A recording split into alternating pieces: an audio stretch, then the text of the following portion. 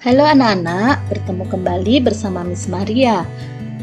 Pada video kali ini, Miss akan menyampaikan materi dari tematik tema 1, subtema 1, pembelajaran 1. Ini merupakan video pertama di tahun ajaran baru ini.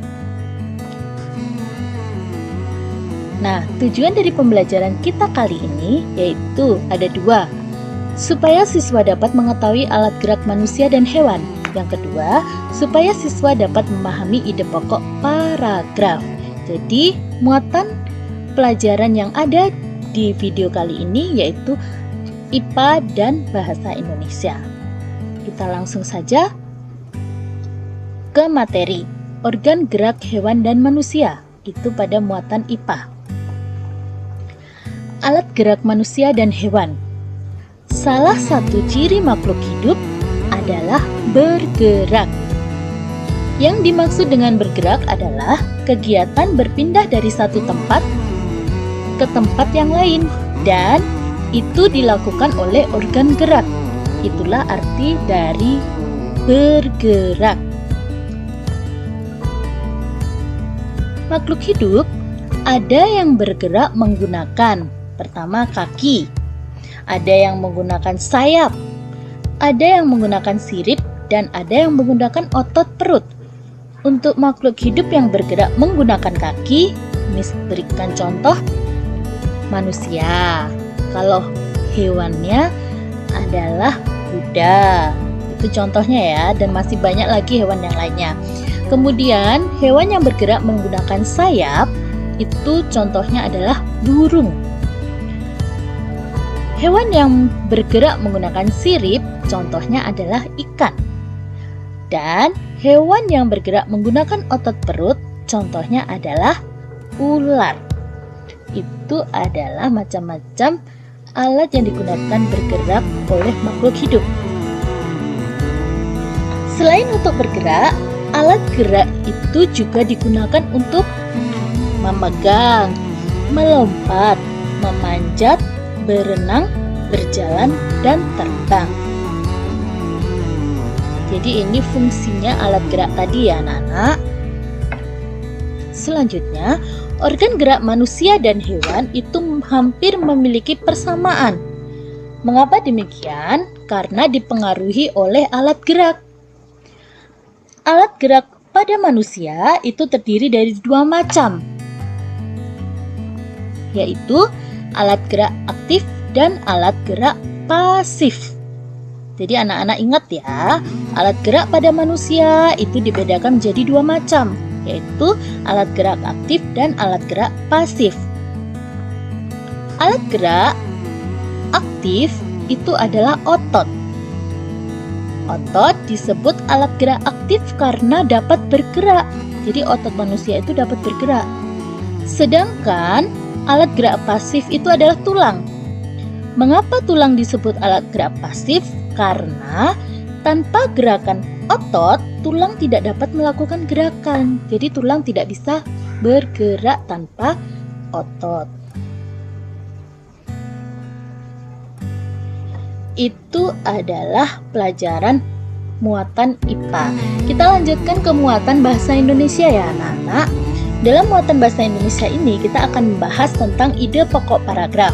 Kalau berbicara tentang paragraf, tentunya ada bacaan ya anak-anak, ada teksnya yang kita baca. Nah, saat membaca paragraf atau teks, kita akan memperoleh berbagai informasi yang ada di dalam bacaan tersebut. Kemudian, dari beberapa informasi, dari banyaknya informasi yang ada dalam bacaan, pasti ada informasi utamanya, yaitu informasi yang penting di dalamnya. Informasi utama tersebut disampaikan melalui ide pokok teks. Nah, untuk ide pokok itu disebut juga gagasan utama.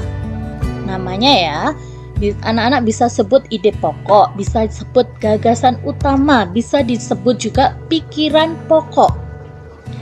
Di mana letak ide pokok atau gagasan utama atau pikiran pokok biasanya ada di awal paragraf, biasanya juga di akhir paragraf, atau bisa juga berada di awal dan akhir paragraf, atau menyebar seluruh paragraf. Jadi itulah letak ide pokok atau gagasan utama atau pikiran pokok ya anak-anak. Kemudian ide pokok sendiri atau gagasan utama atau pikiran pokok terdapat dalam kalimat utama. Ya. Selain kalimat utama, pasti ada kalimat-kalimat penjelasnya di belakangnya. Nah, kalimat-kalimat penjelas ini disebut dengan gagasan penjelas. Anak-anak ya, gagasan penjelas. Jadi biasanya gagasan pokok pasti ada gagasan penjelasnya. Kalau ada kalimat utamanya, ada kalimat penjelasnya.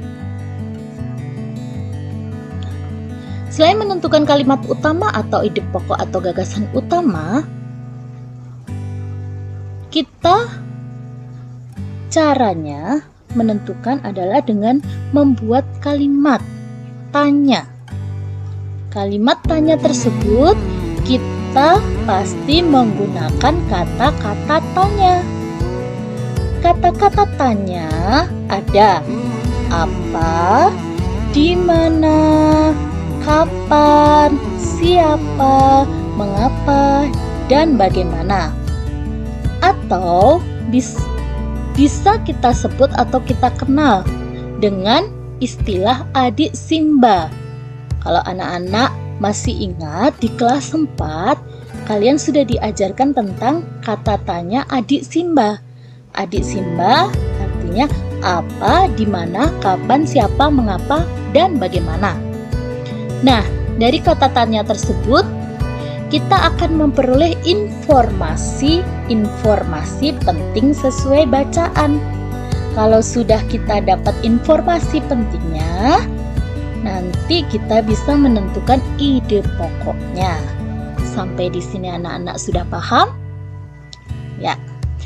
Nanti anak-anak setelah menyaksikan video ini, anak-anak bisa membaca bacaan yang ada dan kalian bisa membuat kalimat tanyanya untuk mencari mana sih informasi penting yang ada dalam bacaan.